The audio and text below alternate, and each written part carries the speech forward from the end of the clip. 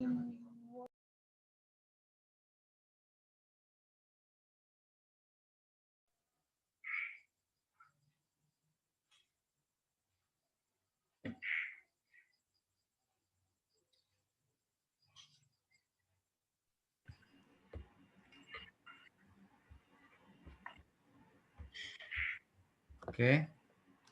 kita lanjutkan lagi. Ya, di sela-sela Anda bekerja masih kuliah ya. Ya. Nah, oke, kita bahas ada 3 bab ya. Oh ya, saya sampaikan nanti kalau sudah skripsi jadi sampai laporan itu 5 bab. Bab ke-4 namanya hasil dan pembahasan dan bab ke-5 kesimpulan. Cuman kayak gitu. Jadi ada tambahan 2 bab. Nah, oke, di pendahuluan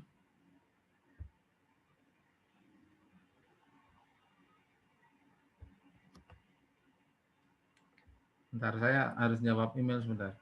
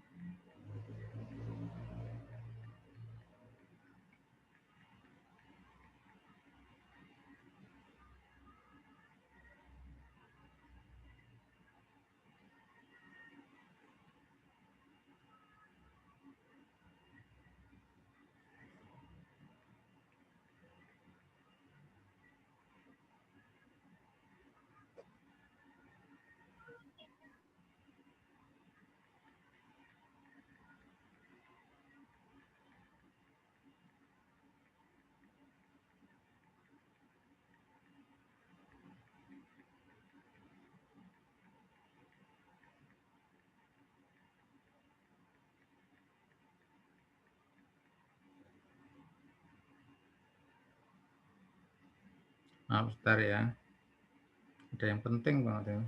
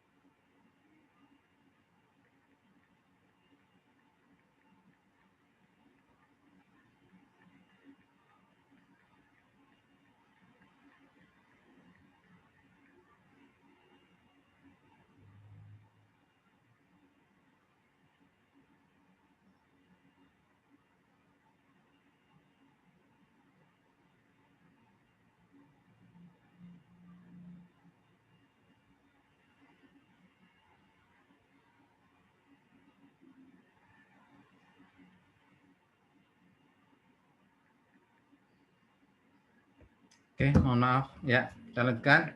Nah, isinya tadi sudah saya sampaikan. Pertama, A itu latar belakang, kemudian B perumusan masalah, C tujuan penelitian, dan D manfaat. Ya, hanya itu ya.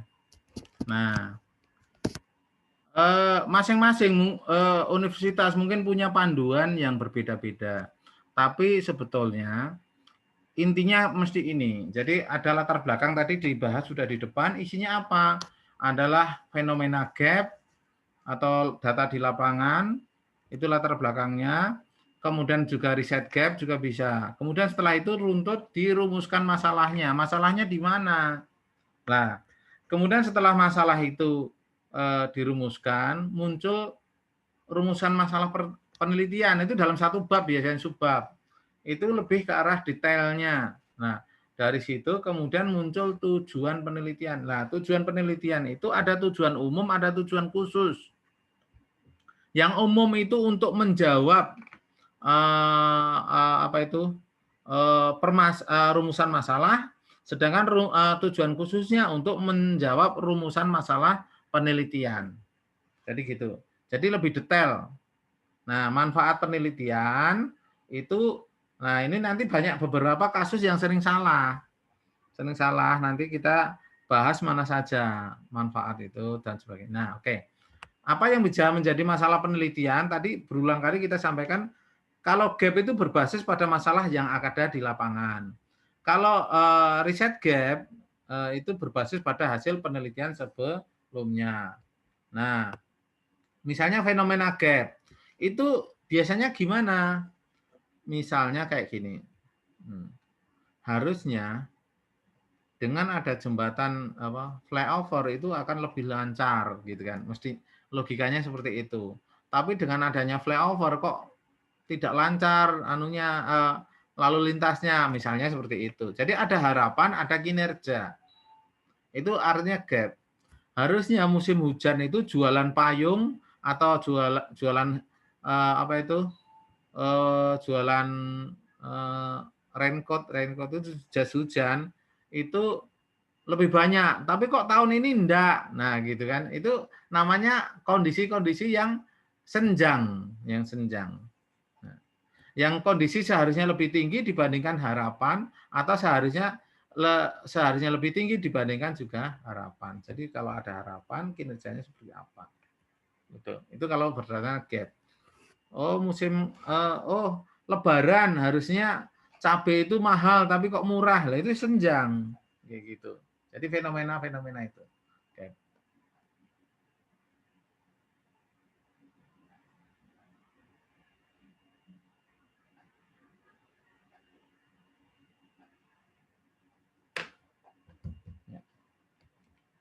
Nah, ini contoh fenomena gap. Ya. PNS itu harusnya kan tiap hari datang, misalnya gitu.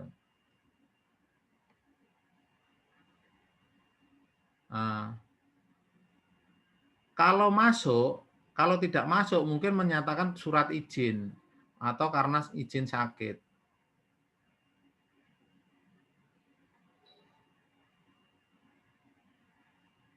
Lah,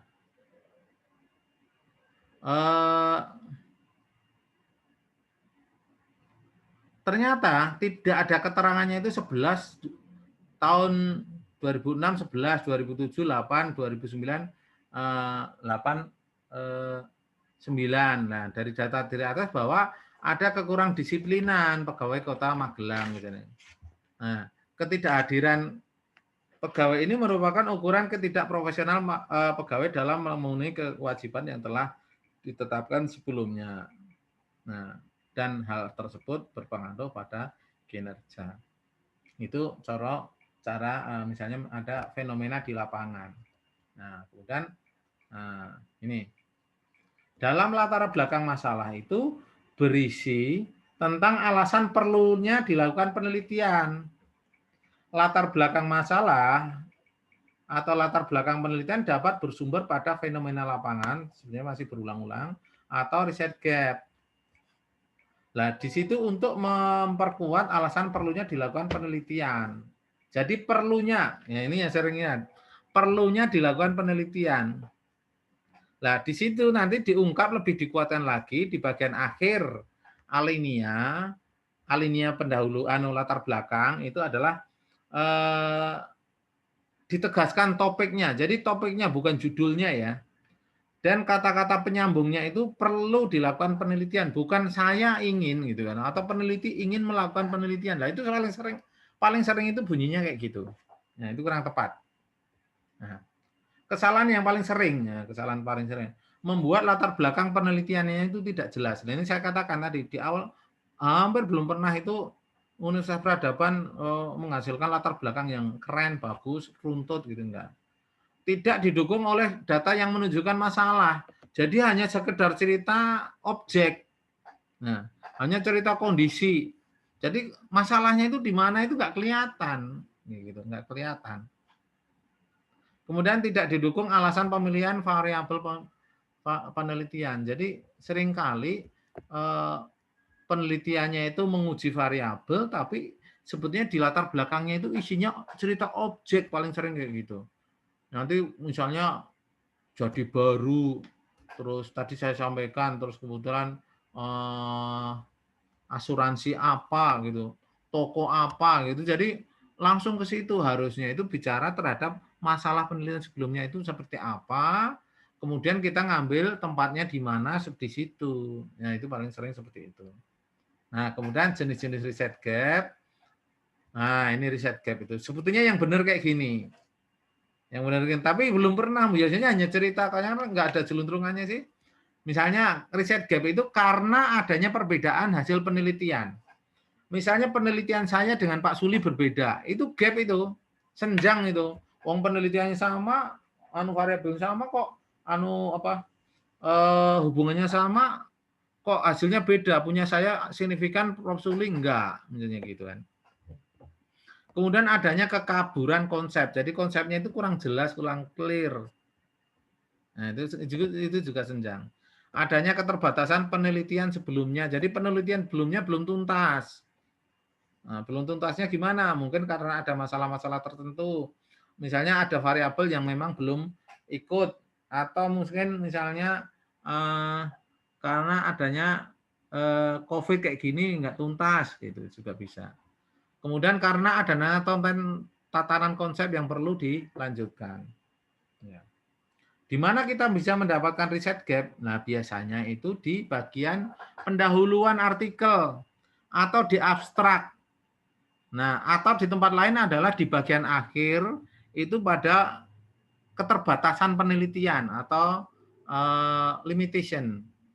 Atau juga di situ ditulis memberikan rekomendasi untuk dilakukan penelitian selanjutnya apa atau future risetnya itu apa gitu. Gitu ya. Nah, ini contoh riset gap yang sifatnya apa itu? Perbedaan hasil penelitian tadi saya sebut, misalnya gini. Ringkasan riset gap pengaruh inovasi terhadap kinerja pemasaran. Ya. Terdapat perbedaan hasil penelitian antara Agarwal ini apa namanya? Jadi ada pengaruh, yang satu signifikan positif, yang satu tidak signifikan positif. Ya. Padahal penelitiannya sama, perbedaan antara pengaruh inovasi terhadap kinerja pemasaran. Nah, karena di sini dilakukan oleh Agarwal dan Im Wokman itu positif, sedangkan yang tidak positif oleh Mofondo dan Dorots, gitu ya. Dua peneliti mengatakan berbeda, berarti itu ada kesenjangan. Maka gimana? Biasanya peneliti berikutnya akan membuat apa itu penjelas.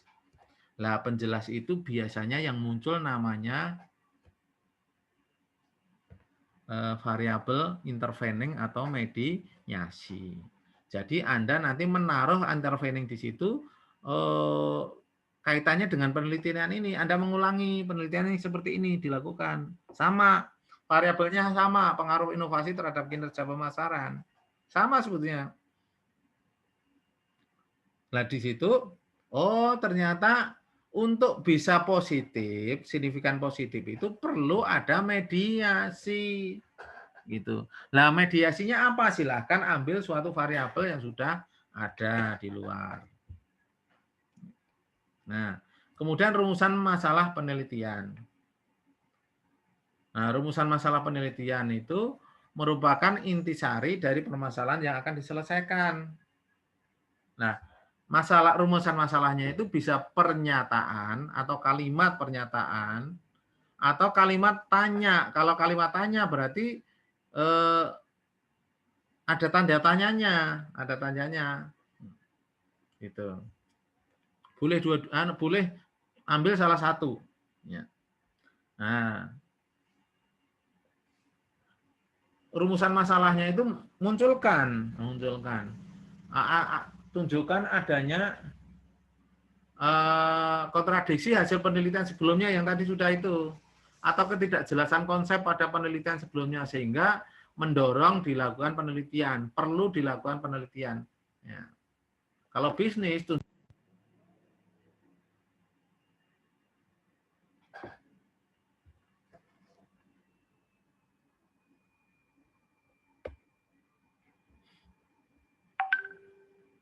oke putus ya, saya lanjutkan lagi ya.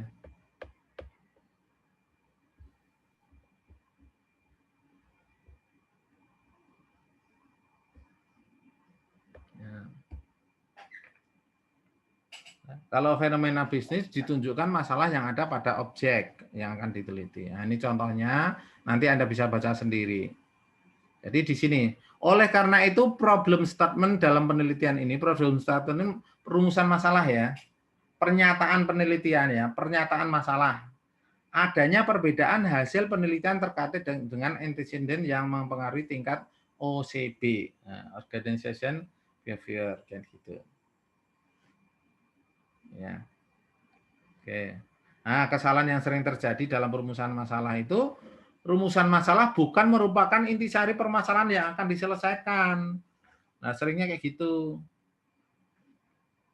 Kemudian berikutnya adalah tujuan penelitian. Nah, tujuan penelitian itu mengikuti polanya adalah pernyataan atau pertanyaan penelitian yang sudah diungkap di depan sebelumnya. Misalnya, rumusan penelitiannya itu adalah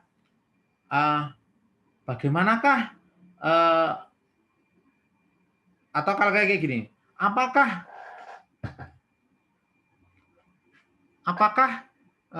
orientasi pemasaran itu berpengaruh pada kinerja pemasaran misalnya gitu. Itu kan rumusan masalahnya, rumusan penelitian, maka tujuannya adalah menjadi nanti runtut itu adalah menjadi untuk tujuannya adalah untuk menganalisis bagaimana pengaruh orientasi pasar terhadap kinerja pemasaran gitu. Jadi nanti bersambung nanti mesti Anda mencari contoh. Ya, kayak gitu ya.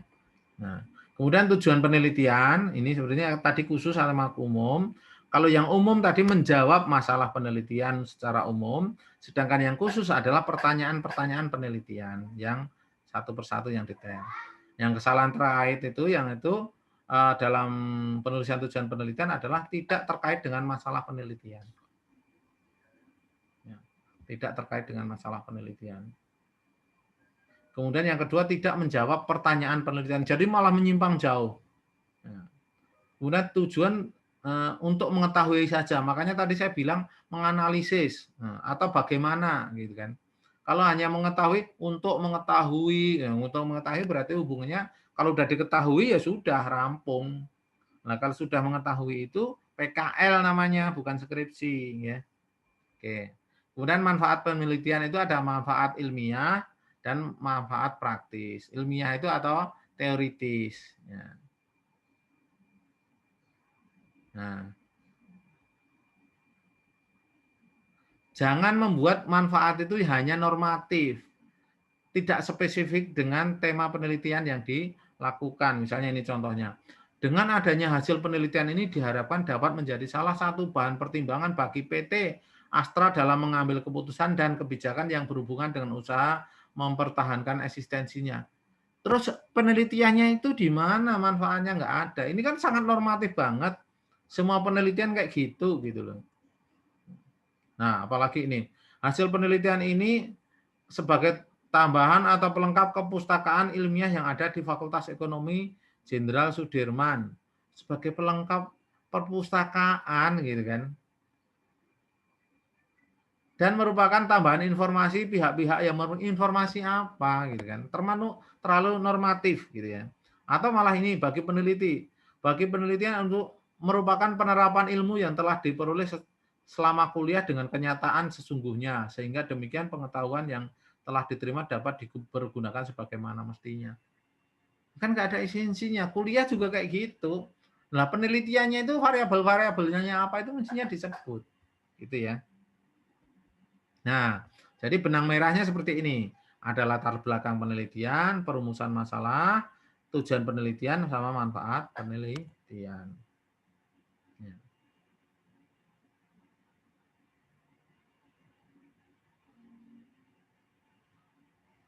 Oke, sampai sini ya. Nah, sekarang telaah pustaka. Jadi telaah pustaka itu isinya apa?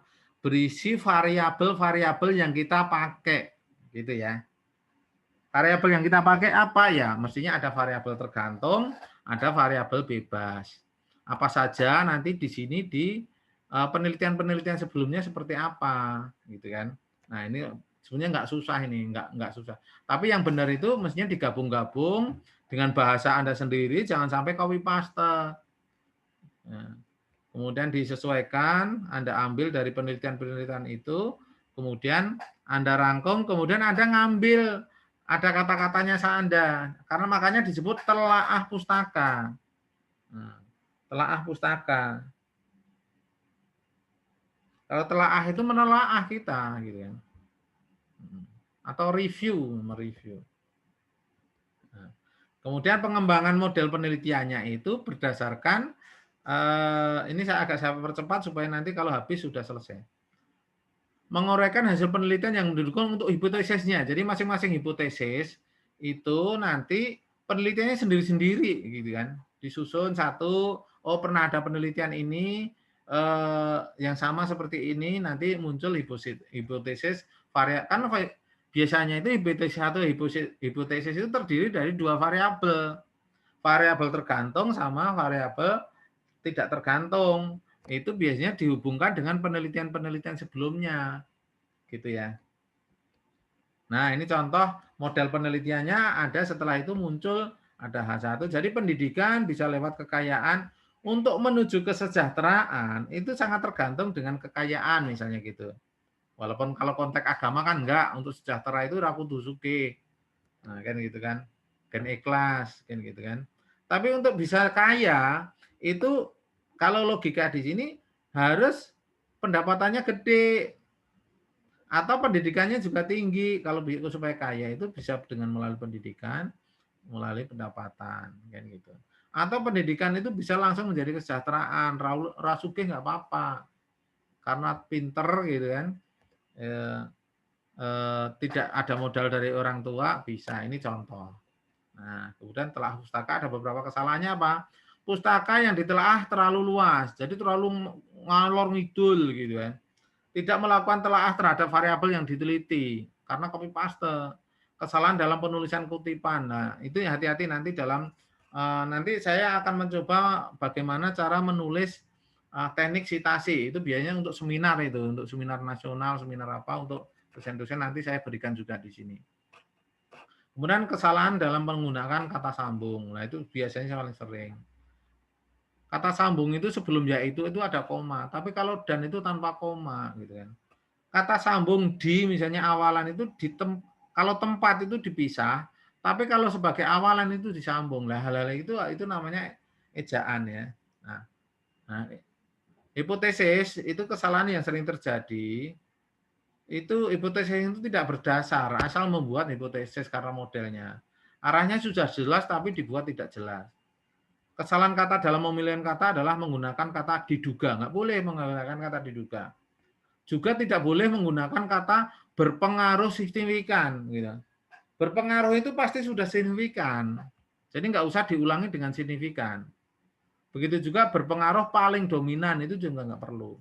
Jadi langsung berpengaruh saja. Ya. Oke, ini contoh hipotesis. Nah ini nggak jelas ini. Faktor harga, merek, kualitas dan desain memberikan pengaruh yang apa ya, yang baik, yang berarti terhadap keputusan pembelian. Nah, kayak itu kan nggak jelas.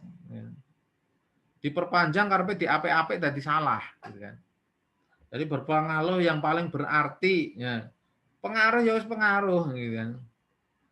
Memang dibandingkan dengan apa kok paling berarti, gitu ya. Nah, kalau metode penelitian itu membahas apa? Membahas jenis penelitian tadi yang saya sampaikan sudah saya gambar. Jenis penelitiannya langsung nggak usah Sugiono, nggak kebanyakan ya. Lokasi penelitian di mana, misalnya di Sirampok atau di mana gitu kan. Kemudian metode penentuan ukuran sampel, metodenya penentuan ukuran sampel dengan Slovene atau dengan kisaran. Jangan nggak usah menurut itu, menurut Sugiono atau apa nggak usah. Kemudian sumber datanya dari mana, bagaimana. Jadi sumber data nggak usah sumber data di sini adalah sumber data primer. Sumber data primer menurut ini adalah enggak.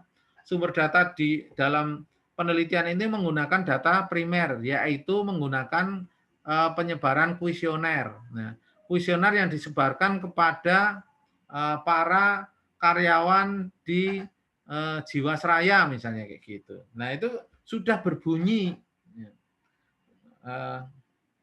Kemudian metode pengumpulan datanya adalah misalnya dengan kuesioner, dengan wawancara, dengan apa itu observasi. Nah, silakan. Observasi siapa yang diambil. Nah, kemudian yang berikutnya adalah definisi konsep dan operasional variabel yang semuanya ini sebetulnya kan sudah dipelajari sebelumnya. Pertemuan 1 sampai 5. Kemudian analisis datanya apa itu dengan misalnya dengan regresi, dengan apa, silakan.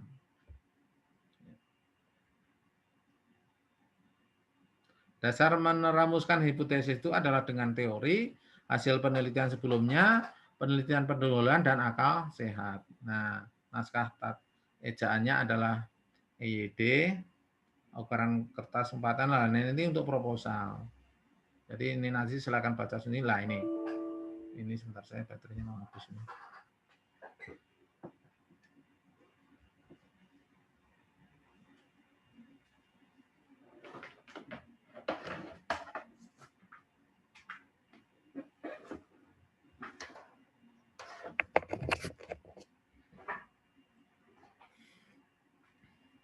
Membuat proposal penelitian. Jadi nanti tugasnya membuat proposal penelitian, kemudian membuat bab 1. Tahapannya jadi nanti di UAS-nya itu penggantinya adalah proposal penelitian. Ya. Nanti ada ujian UTS, itu nilainya nggak terlalu banyak, proposal penelitiannya nanti ya gede. Sekaligus Anda nanti siap. Nah, karena saya punya motivasi Anda nanti walaupun karyanya ya bisa lebih lulus lebih cepat, lebih berkualitas, gitu ya. Nah, sampai di sini ada pertanyaan silahkan. Mumpung waktunya belum habis.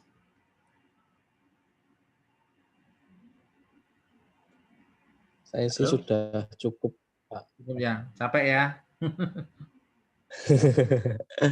Lainnya bagaimana? Jadi nanti ini ya, tugas perkuliahan pakai yang ini ya. Jadi membuat bab 1 sampai bab 3. Ya. Ya, sebetulnya nanti kalau punya Anda sudah baik, nanti temannya udah kebingungan, Anda langsung masuk bledeng gitu loh. Udah langsung bisa ke lapangan, nanti ya 3 tahun rampung lulus. 3,5 tahun lah gitu kan, nggak usah lama-lama. Kalau dengan cara Insya Allah, Pak. kalau ini dikerjakan ketika mata kuliah ini, saya terus terang ngajar metodologi penelitian baru kali ini loh ya. Supaya nanti ada nggak kemarin-kemarin hanya dapat sempalan namanya metode penelitian kualitatifnya dari di setengah semester kedua. Nah, kalau ini dengan Anda melatih penelitian ini sekaligus nanti Anda akan menjadi handal nanti. Ya, seandainya ada perubahan-perubahan ya nanti sudah lebih siap plan Anda.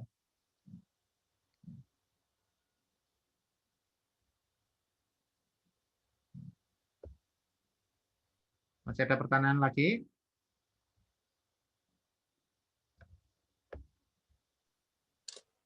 Ini tugasnya udah ada ya, nanti nanti materinya tak kirim. Materinya udah saya kirim atau belum ya, Mas? Belum ya? Nanti saya di WA materi yang mana saja ya, Mas? Baik, Pak. Termasuk ini berarti ya? Iya. Oke. Sampai gini, nggak ada ya? Nggak ada pertanyaan? Yang lainnya gimana ini? Mas Ahmad Ridwan tidur atau gimana ini? Coba ini di mana ini? Nah, nggak ada kan Mas Ahmad Ridwan? Coba sekarang di absen.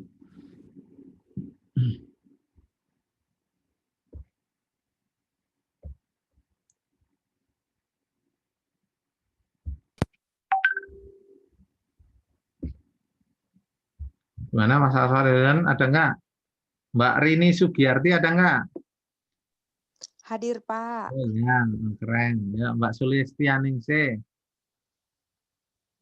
Hadir, Pak. Oke, Mbak Tiara. Hadir. Mbak Tiara. Hadir, Pak. Mbak Sulistianingsih. Oh, pindah pos ini. Sani Iklima. Hadir, Pak. Mas Biar masih monitor.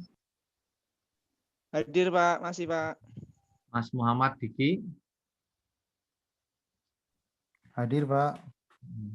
Tapi, Mas Muhammad Diki sama saya, Pak. Ini HP-nya lagi muter-muter. Saya Sigit Poncowinoto. oh gitu. Oh, jadi satu di tempat apa? Hadir, Pak. Kayaknya aku di rumah jaringannya Tadi 9 orang, sekarang 12 orang. Mas Sigit.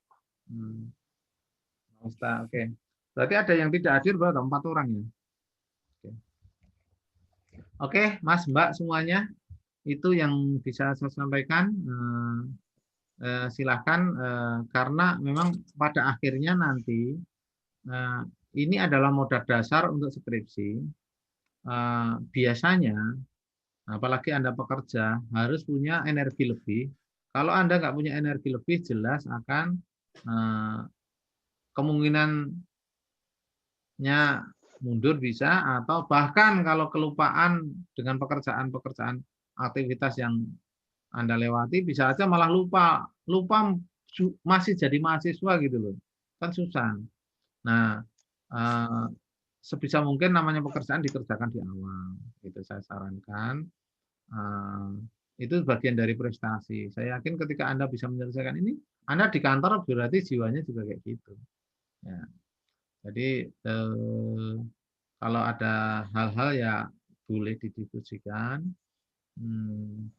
Apa yang kurang, mungkin ada beberapa yang kalau enak tatap muka atau enak pakai YouTube, Mas, Mbak. Kalau saya sih enakan tetap muka, Pak. Tatap muka, Pak. Tatap muka, Pak. Ya udah kalau gitu ya nggak apa-apa, nanti kita susun untuk berikutnya ya. Berarti masih ada 1 kali pertemuan ya. Tapi ini tugasnya udah deal ya, Mas, Mbak. Iya, Pak. Dipahami ya, di halaman terakhir itu ya, itu tugasnya. Menyangkut nanti, pokoknya kalau Anda serius, setengah semester kan cukup buat proposal. Kalau jadi gitu, artinya Anda nanti sudah menabung, karena skripsi itu nanti tantangannya apa? Tantangannya itu sendiri-sendiri, tidak bareng-bareng. Nah, itu masalahnya. Nanti masalahnya kalau kuliah gini kan masalahnya bareng-bareng gitu kan. Kalau skripsi itu sendiri-sendiri. Kalau Anda nggak ngerjakan ya nggak akan rampung. Oke, dari saya kalau nggak ada pertanyaan cukup. Terima kasih atas perhatiannya. Mohon maaf jika ada yang kurang atau salah. Wassalamualaikum warahmatullahi wabarakatuh. Waalaikumsalam warahmatullahi wabarakatuh. Terima kasih, Pak. Terima kasih, Pak. Waalaikumsalam warahmatullahi wabarakatuh. Terima kasih, Pak. Ya,